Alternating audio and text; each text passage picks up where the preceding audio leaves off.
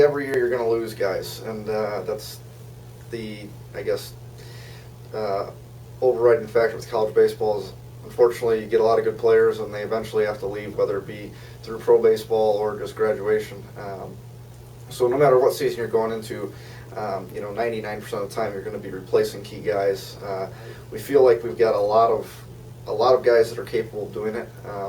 It's just a matter of getting those guys prepared and getting them ready to step in those roles. But there's no question that you'd feel more comfortable with guys like Birdie and Duncan, those guys coming back. But that's just the way things go, and we feel that we have more than enough talent to maybe not step in, and it's not easy to replace guys like that, but collectively as a group I think we have a chance to still have a pretty productive offense. Yeah, I mean, I think Pitts is obviously one of the best hitters in the conference. I think there's no question about that. Last year he battled some injuries coming back off Tommy John. Didn't really feel comfortable, I think, up at the plate until towards the later end of the season. He's really been fantastic all throughout the fall, and going through our individual drills. Done a great job. We expect him to be somewhere in the middle of the lineup, whether it be that 2, 3, 4 spot, and he really looks like he's ready to have a productive junior season for us. We had a lot of those freshmen from last year that are now sophomores. They got a ton of playing time last year. We expect those guys to step up and step into major roles in the lineup. Guys like Andrew Kabuski, Alex Davison, Pat Lancaster, Logan Walker, Brandon Howard. I may be forgetting a couple guys, but those are all guys that played. T.J. Loseby, Jeremy Shea, those guys all played productive roles last year as freshmen. We expect them to come in and continue, to improve and be ready to fill those spots of the guys we talked about. And then the last part of the question, adding a guy like Tyler Wynn. He's proven that he can produce at the college level before, which is big for a team that maybe we don't have a lot of guys that have shown that at this point. He's really been productive from the first day he's come in.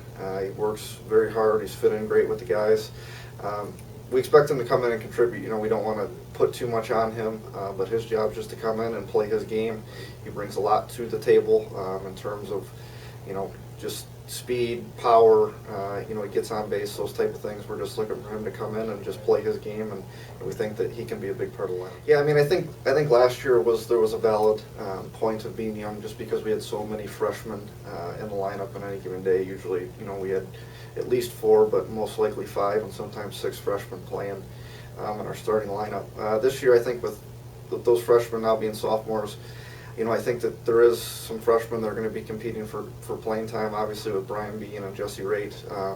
But those guys have shown no fear of jumping into the college level. So we expect, our guys to come in and compete. I think the juniors and seniors have done a great job of, preparing the team this year, working hard, pushing each other. And, technically on paper we are young, but I expect our team to kind of make that jump similar to what the 2008 team did, where we had a lot of sophomores that came back as juniors and really contributed, as well as the freshman class that jumped in. Guys like Derek Spencer, Logan Meisler, Ryan Shea led the way. It's kind of those last group of championships we had. We expect the same thing out of kind of this group of guys here. So we're excited about the season. We really think that, offensively we should be able to be a pretty productive offense.